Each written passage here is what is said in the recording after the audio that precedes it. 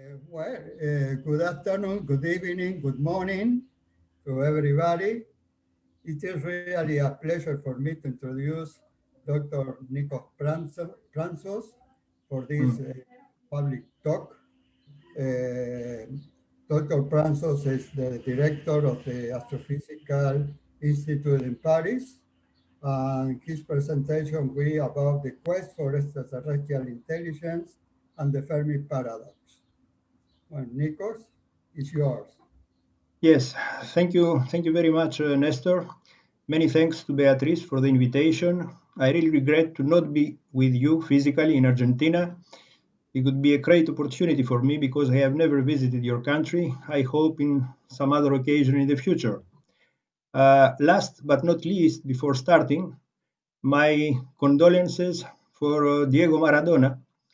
Uh, I know it's a national matter in Argentina, but as you also know, in Europe, he was very popular and he had a lot of admirers. So now we can start. Let me share my screen. Uh, how can I do it? Yes, and I have to put it in share mode. Where is it? Uh,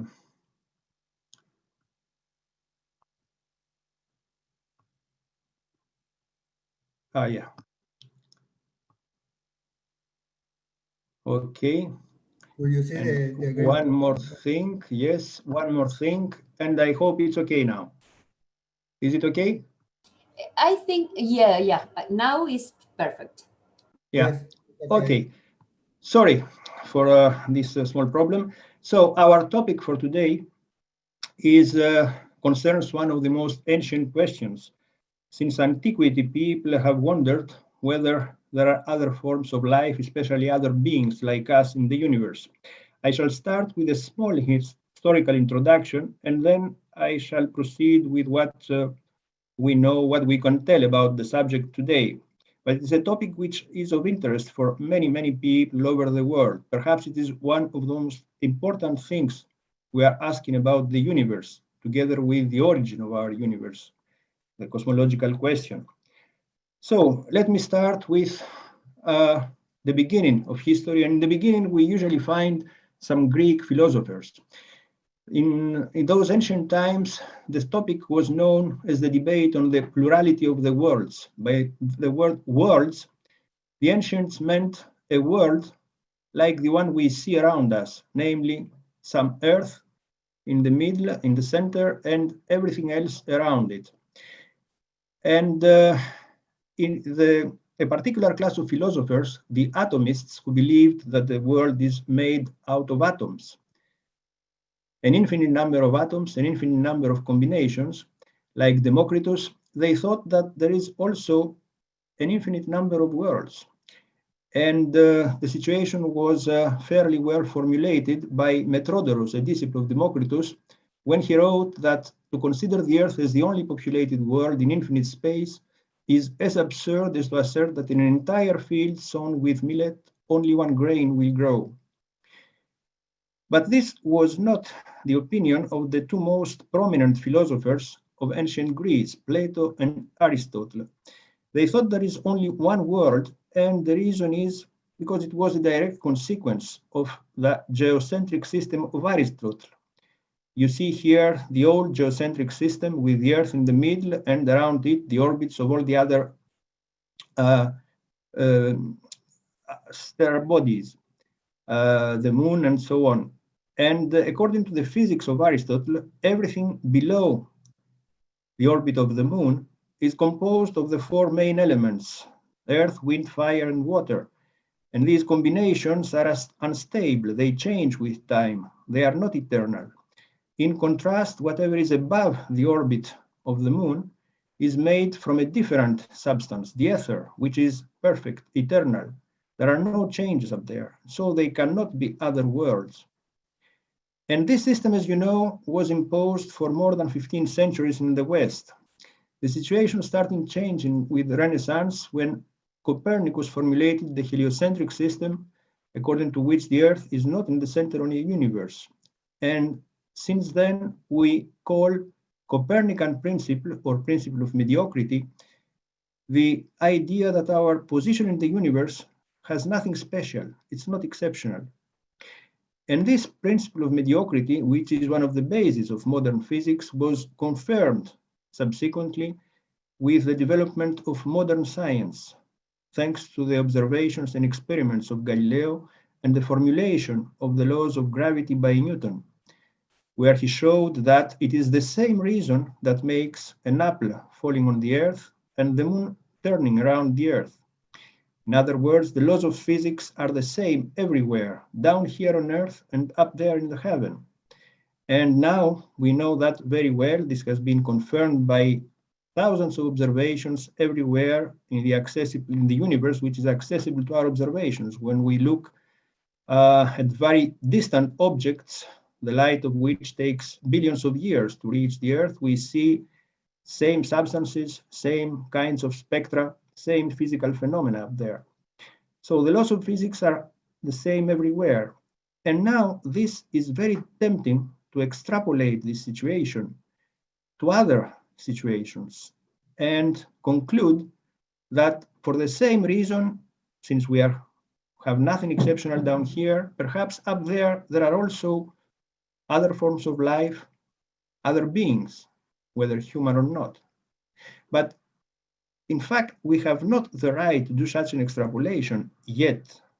We don't know if the laws of biology, anthropology, sociology, and so on, which led to the formation of humans or intelligence, are also applied in other regions of the universe.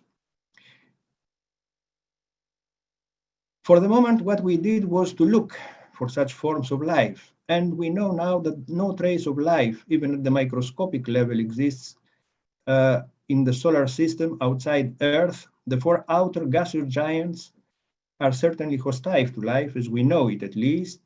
And the same is true for the hot and dense atmosphere of Venus, Mercury, which is very hot, close to the sun, and the Pluto, which is far away and chilly. Our only hope is for Mars.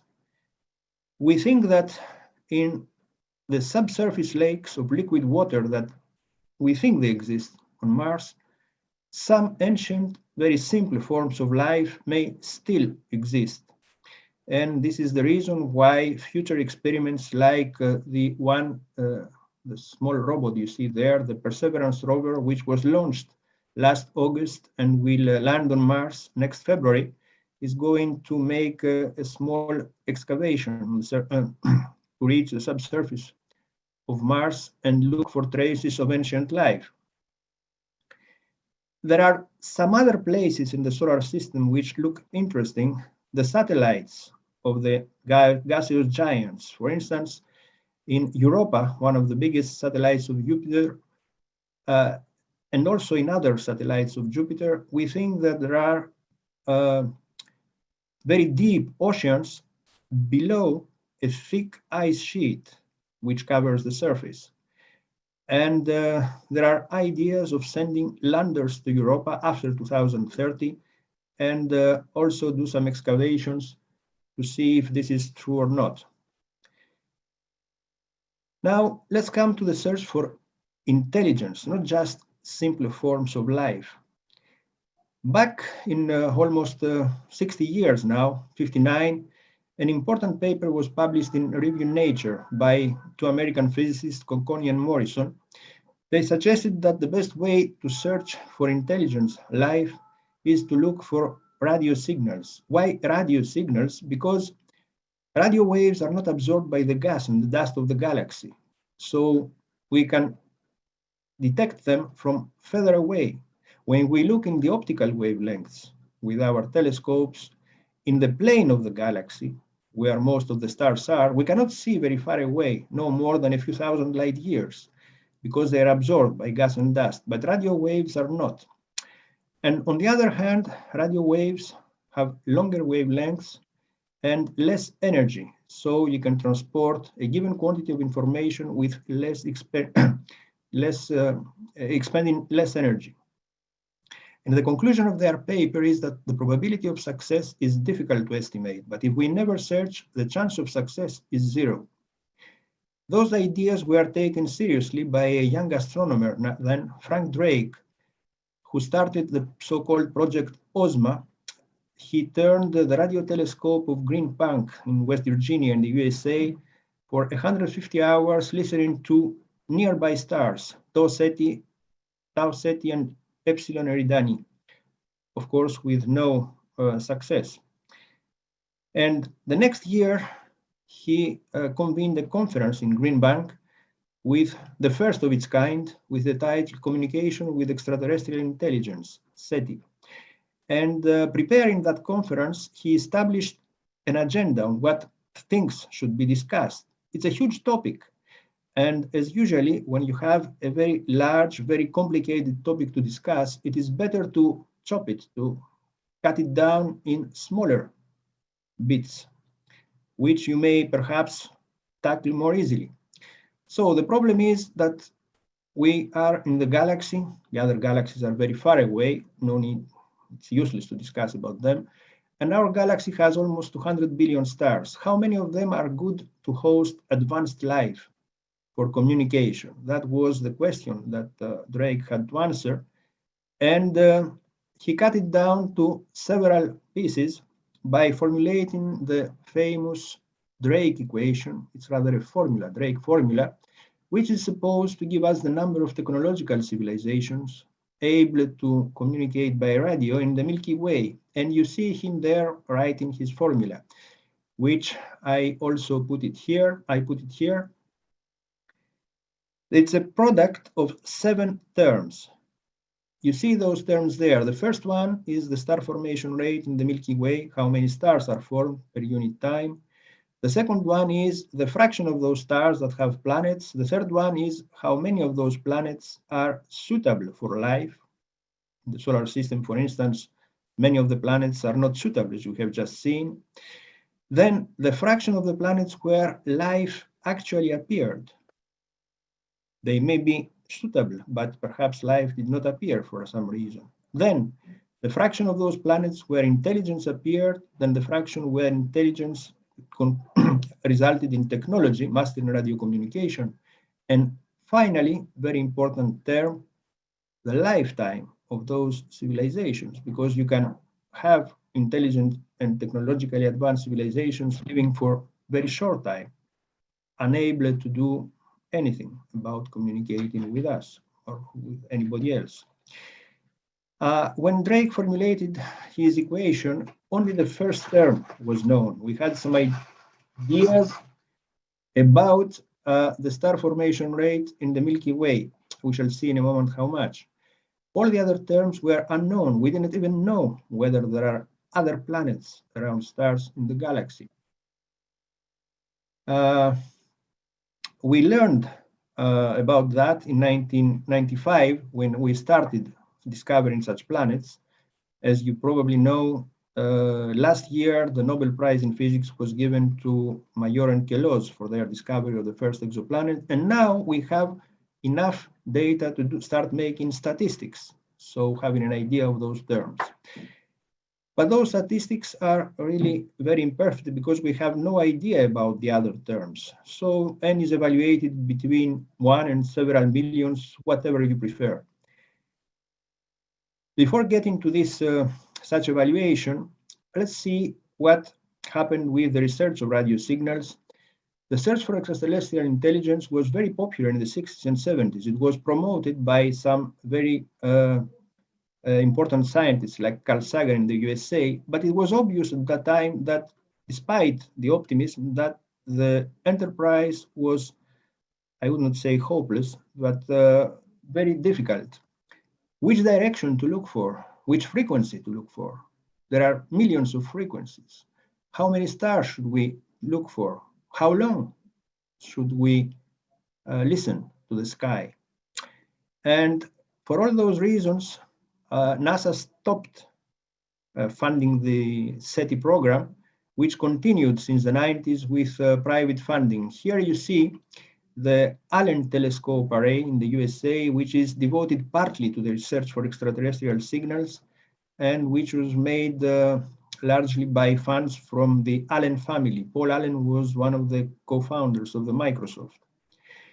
Recently, there was another initiative, this time by Russian oligarch Yuri Milner, who launched the Breakthrough Listen Initiative, funding with $100 million over 10 years, a big program of search for extraterrestrial signals.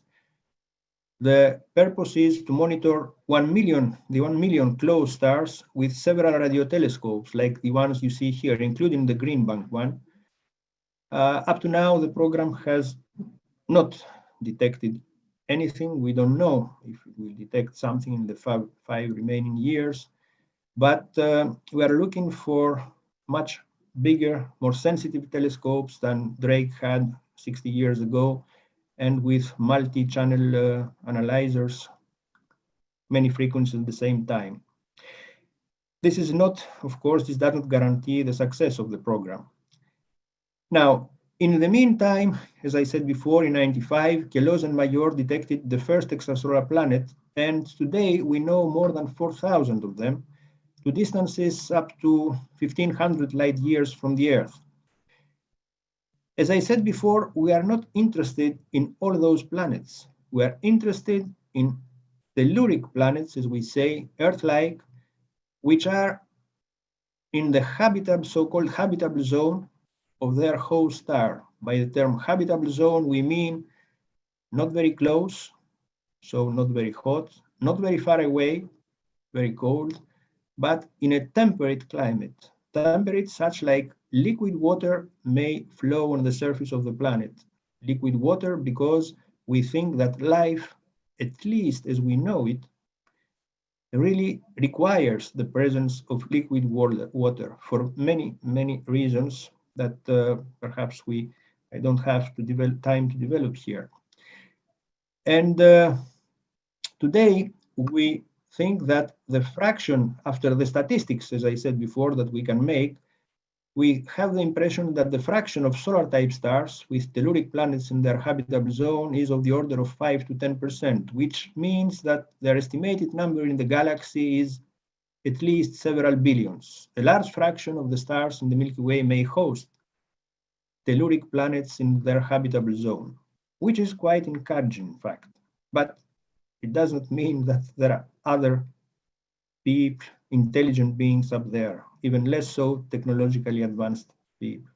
Here you see some of those planets. They are not the real images. We cannot image them yet. We have not so powerful telescopes. And in particular, this is the so-called TRAPPIST system that I have shown before. Sorry for that, I did not insist. Here in the middle, you see the inner solar system, the telluric planets, Venus, Earth, and Mars are in the habitable zone, which is the green zone. And in the upper panel, there is the TRAPPIST system. It is a small star which has a lot of planets around it, a full system like our own solar system, and 4 of them are in the green zone, where temperature allows the existence of liquid water. And here is those 4 planets, and you see also their comparison to the size of the Earth and Mars up there. Now, in the future, we hope, because by looking at those planets, we cannot say so much. We detected their presence. But in the future, we shall be able to take spectra, analyze the light of those stars, those planets, sorry. And then we expect to see some features which will tell us if there are chances that some form of life exists up there. Here you have the 3 planets, Venus, Earth, and Mars, and you see their spectra as a function of the wavelength. In the case of Venus and Mars, you see those holes there, which correspond to the presence of carbon dioxide, which absorbs the light of the planet below. In the case of the Earth, of course, carbon dioxide exists also on Earth. In fact, it's our problem now for climate warming. But in the case of the Earth, we also see ozone, this is the O3 there, and water vapor. which could be interesting if you are looking for signals of life. So in the case of exoplanets, we would like to look for such signatures. Oxygen is difficult to detect directly. You see there the spectrum of the Earth and the spectrum of the Sun up there. And this is a logarithmic scale. And you see that the feature of oxygen, O2, is below 1 micron. It's in the visible part of the spectrum, the electromagnetic spectrum. And in that part, the Sun is billions of times brighter than the Earth. So it's impossible to see such feature in the spectrum of an exoplanet, even if there is oxygen there. In contrast, when you go to longer wavelengths, which are in the infrared, the difference is smaller, of the order of a million, still difficult to detect water vapor or ozone, but more easy than in the visible part of the spectrum. So this is how we expect in the future to find signals of life, at least life as we know it in those planets. Now let me come back to this famous Drake formula. As it is, it looks fairly complicated. So instead of putting more and more terms, as has been done also in the past, we shall try to simplify it as much as possible, trying to keep the essential.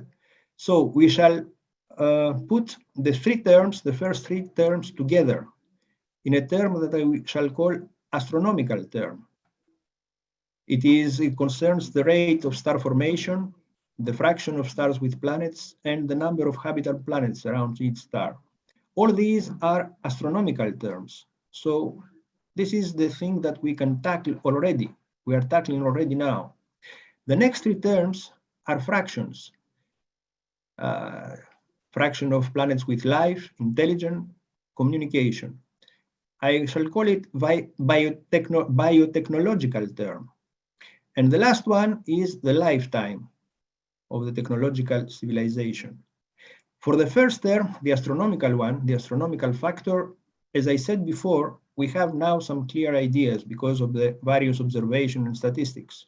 We think that about every 10 years, one habitable planet is formed in our galaxy. Well, more or less. It could be a factor of 2 or 3 more, a factor of 2 or 3 less. The second term, the biotechnological factor, we have no idea about it. But we know something. Since all of them are fractions, they are smaller than 1. And the product of 3 terms which are smaller than 1 can be at most equal to 1 in the best and most optimistic case. So at least we have an upper bound. Finally, for the last term, well, we have no idea. Now, let me represent that in, okay, this becomes a little bit more technical. It won't be so much in the next slides, but we shall need it at some point. So in those axes, I have put 2 of the terms, the lifetime and the number of civilizations, the lifetime in years, the number of civilizations on the vertical axis. And these are logarithmic axes. So as you see, you go from 100 to 1,000, 10 to the 2, 10 to the 3, 10 to the 4, it's powers of 10. And in such a diagram, the product of the 2 terms is, in a logarithmic scale is a straight line. And you see several straight lines there, which are for various values of the biotechnological factor. In other terms, we said that we don't know. We fix the first of the 3 terms, 0.1 per year, the astronomical one, and we give different values to the second term, the biotechnological. 1, 100th, 1 is the solid diagonal line, 100th, 1 over 10,000, 1 millionth, the dotted lines. And as we said before, the value of 1 is an upper limit. And let's take, for instance, this horizontal line. It represents 1,000 civilizations, 10 to the 3. We can obtain that in different ways, either by 10 to the 4 years lifetime and the factor equal to 1, or by 1,000,000 years lifetime and the smaller factor. If you have the product of two things, you can obtain the same product by increasing one of the factors and decreasing the other. Okay. And we shall see that it's important, the difference between the two, because even if you have the same number of civilizations, those that live longer may do many more things and explore the galaxy for much longer time and achieve many more things. But before discussing that, let us go to the lower part of the diagram, the yellow one. It's below n equal 1. And sometimes people claim that this is the lower value. In the galaxy, n is at least 1 because we are here. This is not exactly true. As you see, those curves go below n equal 1. For instance, here, the red star corresponds to n equal 0.2. What does it mean in that case? We could attribute to this a statistical interpretation. Suppose you have a small village where all people have migrated to the big city, but there is one of its inhabitants that has kept his house, and 1 month per year he goes there, opens the house, stays there, and then goes back to the city. You can ask, what is the population of this village? Is it 1 or is it 0? Well, it's not. Sometimes it's 0, sometimes it's 1.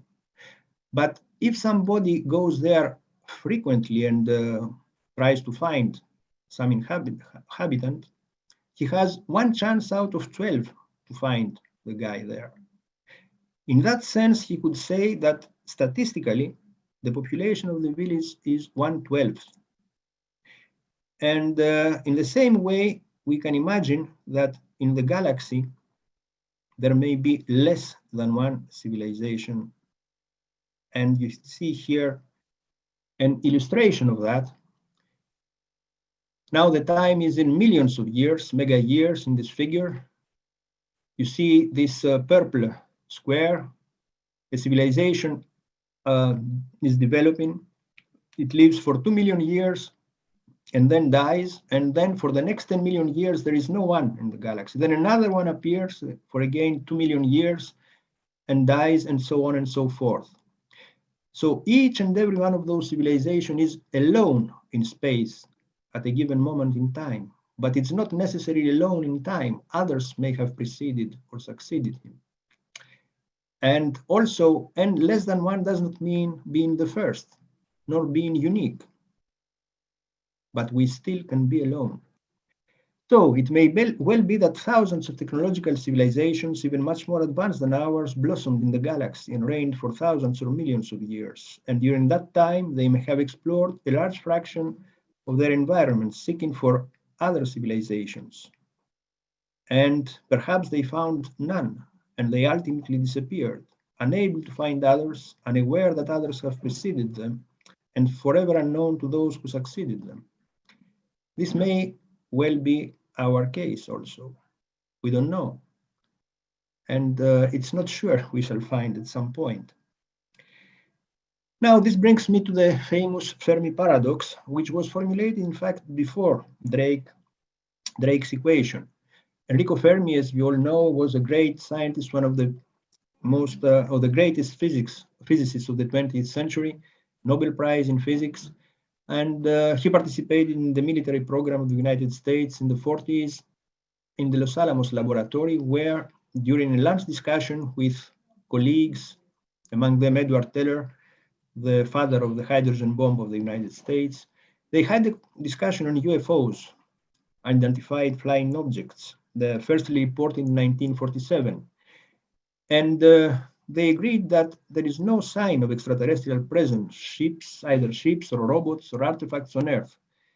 And Fermi made some rapid calculations, but back on the envelope, he was famous for that, but nobody knows exactly what kind of calculations he did. And at some point, he asked his colleagues, where are they? Meaning that if they exist, at some point, they should have already be here. This question remained unnoticed, totally unnoticed, although Carl Sagan knew about that and mentioned it a couple of his papers and books, but he didn't obviously know what to do with that. and he was not very happy with the answer. But it was rediscovered independently by Michael Hart in 1975 in a famous paper. And the conclusions of Hart were that there are very few others, and probably none. And as a result, the research of extraterrestrial signals, which were very popular at that time, is a waste of time and money. As you can imagine, this raised very hot debates. And after that, the issue was qualified as Fermi's paradox. So the term Fermi's paradox exists a quarter of a century after Fermi really formulated it.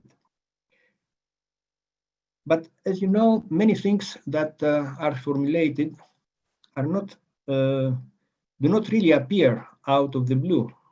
In other conditions, in other places, in other times, some other people have thought about that and formulated perhaps in a different way.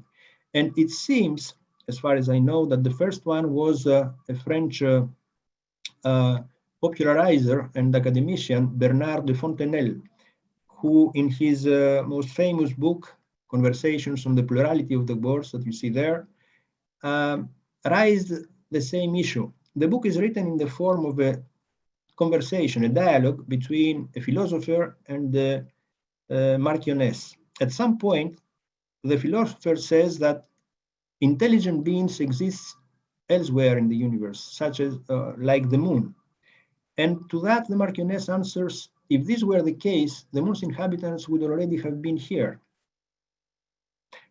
You see immediately the Fermi's paradox formulated in another way here. And the philosopher, the only thing he has to say is that the time needed to master space travel is probably too long. If it is greater than 6,000 years, we understand why they have not yet been here to visit us.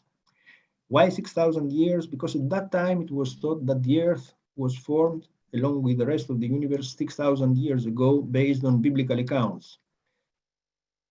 But in the case of Fontenelle, the paradox is quite symmetrical.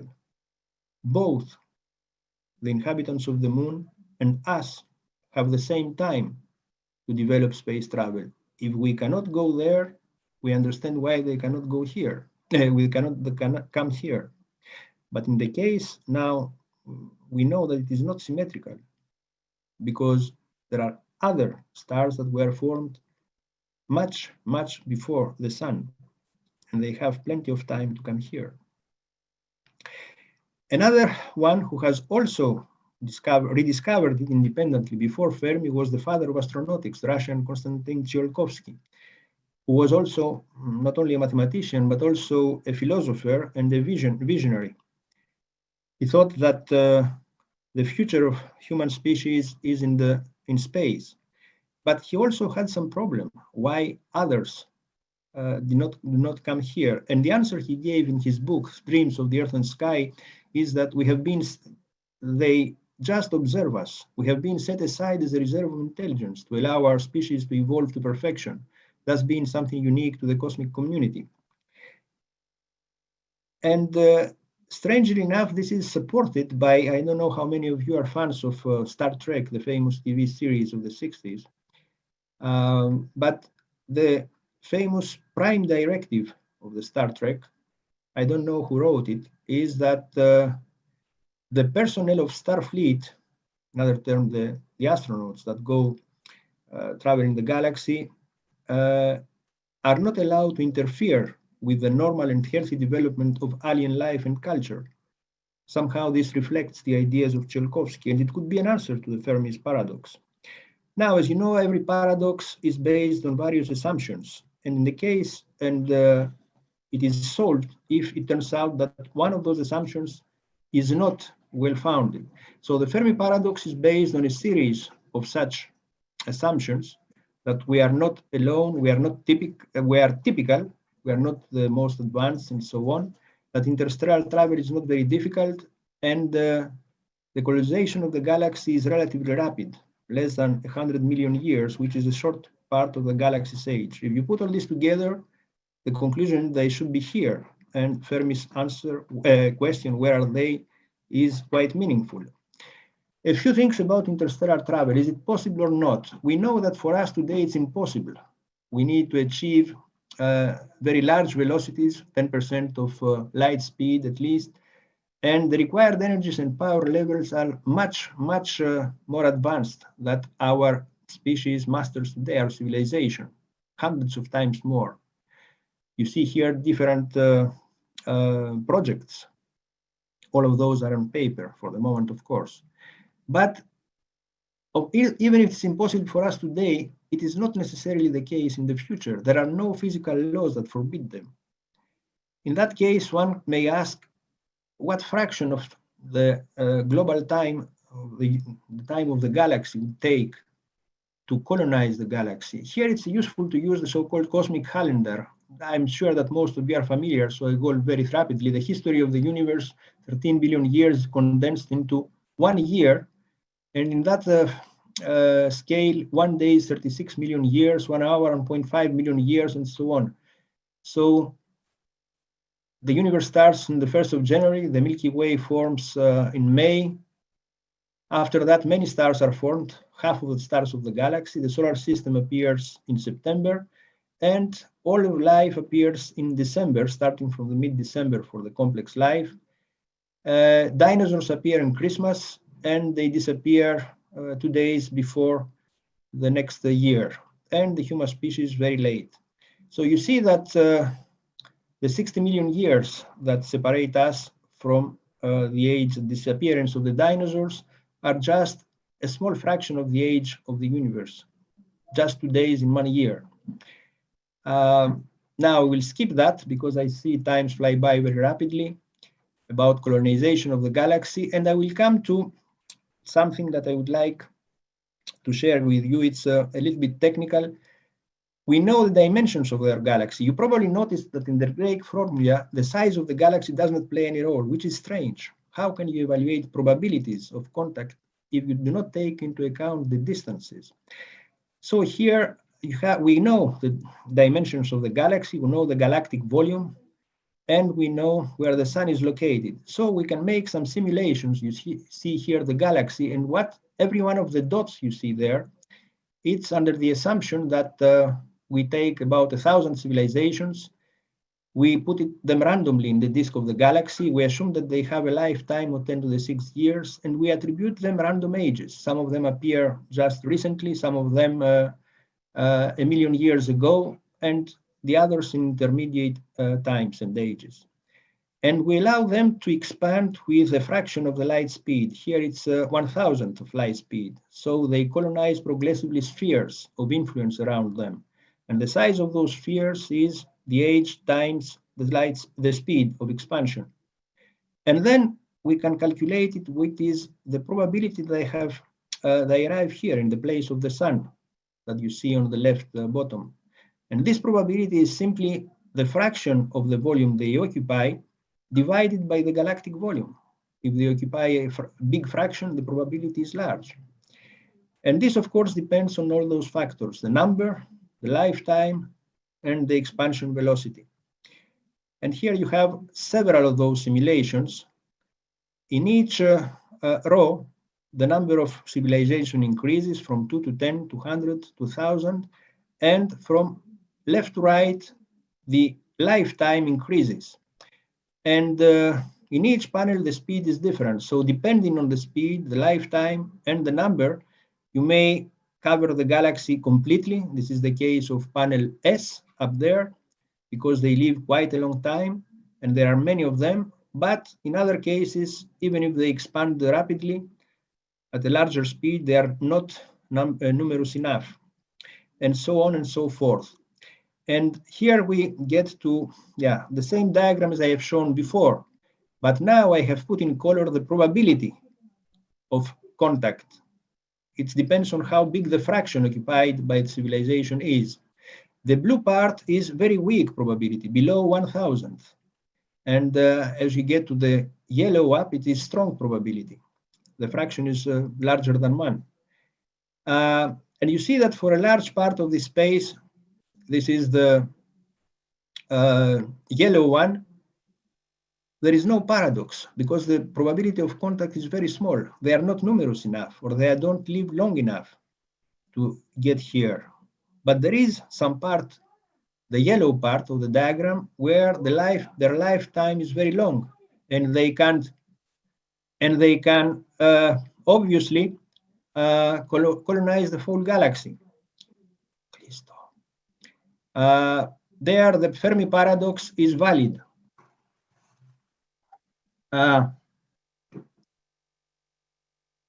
Okay, so I will skip that very rapidly. And the last thing is that this also depends on the value of the biotechnological factor. Here you have all the values of this. One is the upper value, the solid line, but there are also smaller values. If you have smaller values, you skip some part of the diagram. And perhaps if the probability is 10 to the minus 6, then we are left with a very small parameter space. There are not very many, and even if they live long enough, they cannot colonize the whole galaxy. This brings to the last topic: is intelligence technology a rare phenomenon? For many biologists, not astronomers, it seems that it is. They are very skeptical because they look back to the evolutionary pathway that led to intelligence on Earth, and they find that it's very improbable. The reason is that the many 5 big mass extinctions happened in the last 500 million years of multicellular life on Earth. Here you see from left to right the age. I have how much time? 0? Sorry? You still have 5 minutes. 5 minutes. Okay, thank you very much. So you see that various extinctions occurred, the last one being 65 million years ago, which led to the disappearance of dinosaurs. But each of those extinctions make disappear at least half of the living species on Earth. If this meteorite, which collided with the Earth, producing the extinction of dinosaurs, came to the rendezvous with Earth just 1 hour later, the dinosaurs would still be here, and the mammals would not emancipate to become dominant in our planet.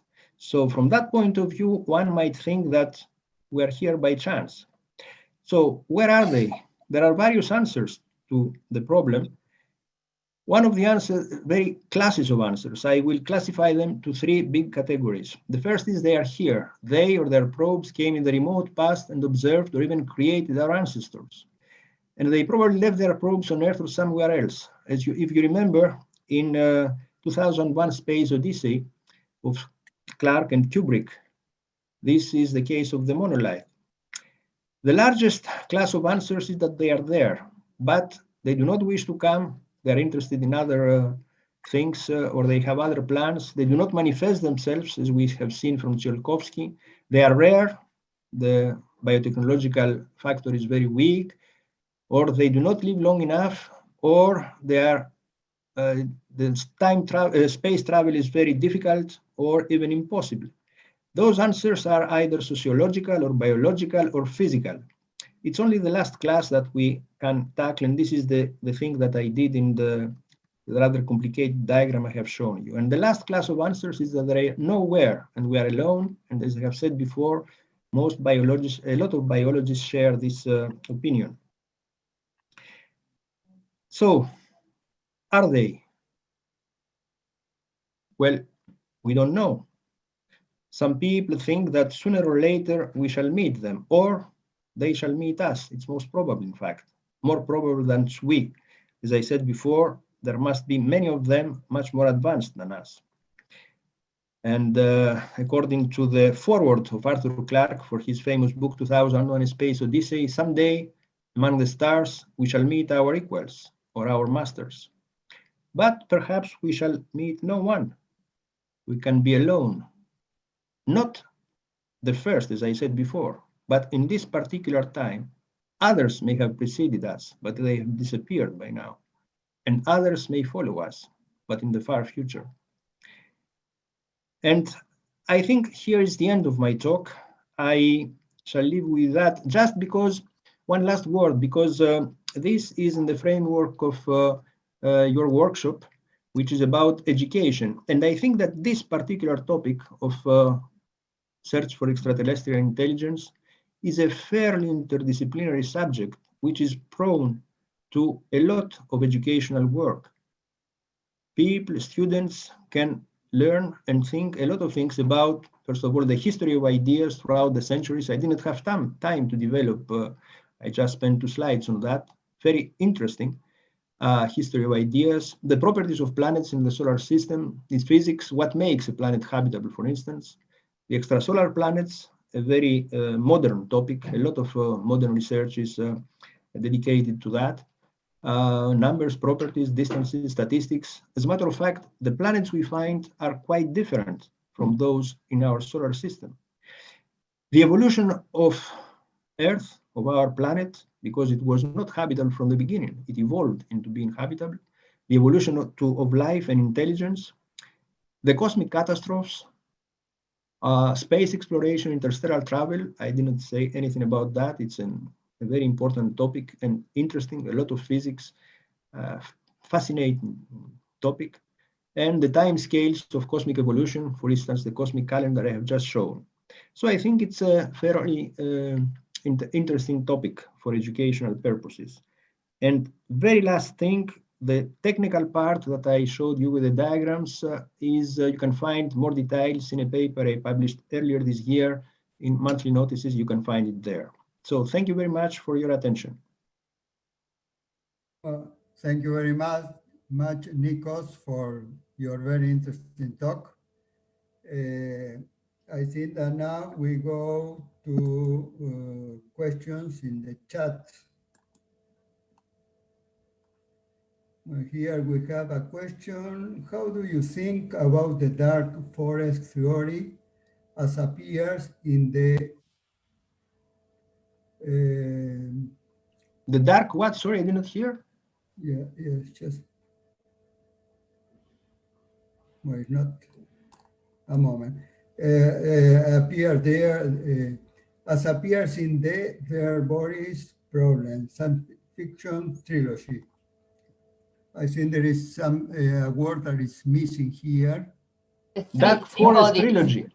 Okay, sorry. I think I understand the question. It's a Chinese guy, a famous Chinese science fiction, 3-volume. In fact, I have read the 2 of the volumes. The 3rd one did not appear yet in France.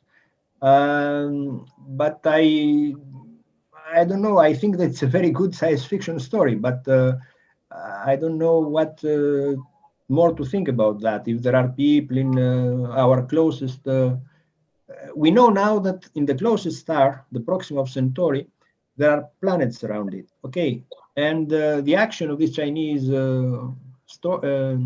Roman is placed in Proxima of Centauri, and some ships from this system come to Earth at some point. But for the moment, it's just science fiction, nothing more than that. Okay. Well, there is a comment here, is from the same person, just a comment. With my students, we win an award for the presentation and investigation of the Drake equation. Well, this person is a high school teacher. Okay. Well, this is just a comment. Here we have another common question. An incredibly wonderful talk, Nikos. You are an excellent speaker. My husband and I created the Life in the Universe course in 1986 at the University of Arizona, and it is still the most popular course. My husband is writing a book on the topic. I hope you and he meet. His name is Chris Walker. Well, this is a comment. Thank you very much.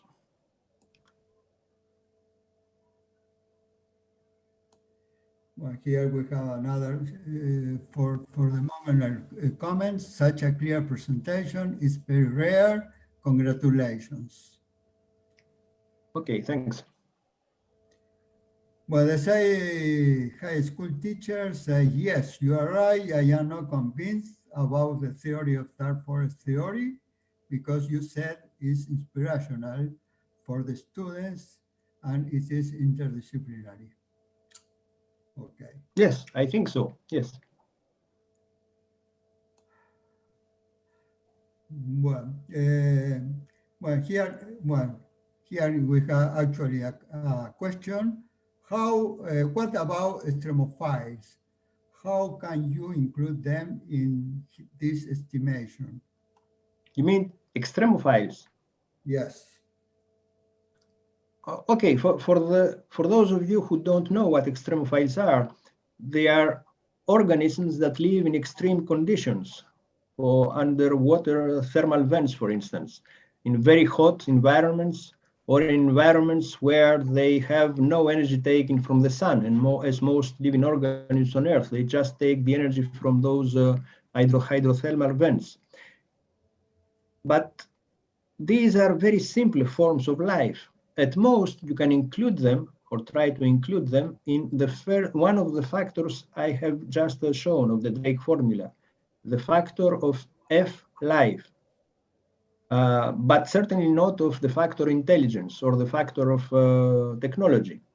So they may enter the game in that way. But remember, the Drake formula is not only about life. The factor of life is in the middle of the formula. What is interesting, and I guess for most people on Earth, is the question of intelligence Okay. and technology. If we Good. find microbes in other planets, it will be very interesting for biologists, but I guess not so much for many other people. Here we have here we have another question. Can you comment about the intercommission on education of astrobiology at the IAU? If I can comment, first of all, I would like to say that the founder of this commission, the famous Commission 51, about 40 years ago, was a Greek scientist working in Boston, I think, Michael Papagiannis. Now it's not called anymore bioastronomy, it's called astrobiology. It has changed name. I think it's a very, how should I say, very popular commission because it attracts a lot of geologists and biologists also, not only astronomers. And as I said before, many people, of course, said that it's interdisciplinary. So it attracts also many students. And I think that it has a bright future. The question is if it has really a topic. If there are no other life forms in the universe, then is there any topic to discuss?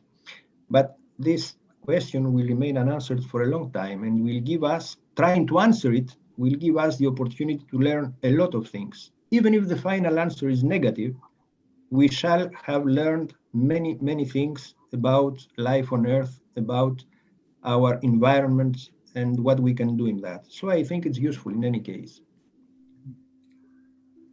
Well, I have the last question about the last term, the L term factor. That is, let's assume that people lifetime of beings, intelligent beings, is about 1 century as in the Earth, or something like that. What would be the interest of intelligent beings to explore other worlds that take thousands, 100,000 or million of years to reach? Then, if the lifetime of intelligent beings is so short, I think there is no interest to explore other worlds that take so long time to reach.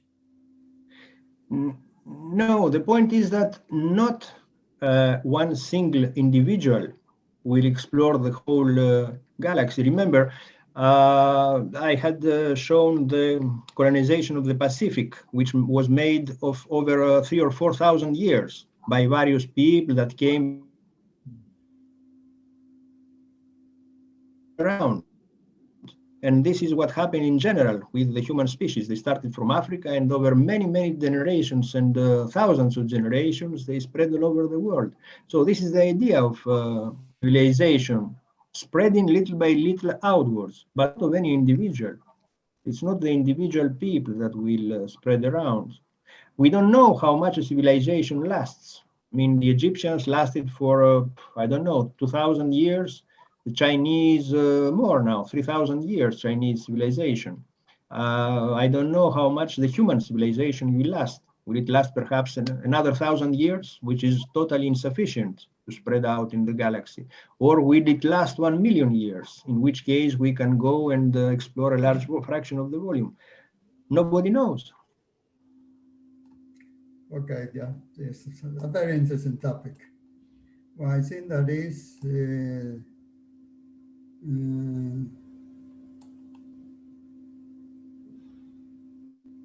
are yes, there is a I think the last question because we're reaching the time. As for the search for intelligent life, we are kind of limited with the time of existence of radio communication, which is approximately 100 years.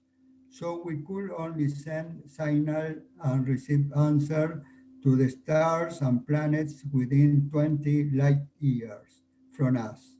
I think it is a strong bias on our tries communication with aliens.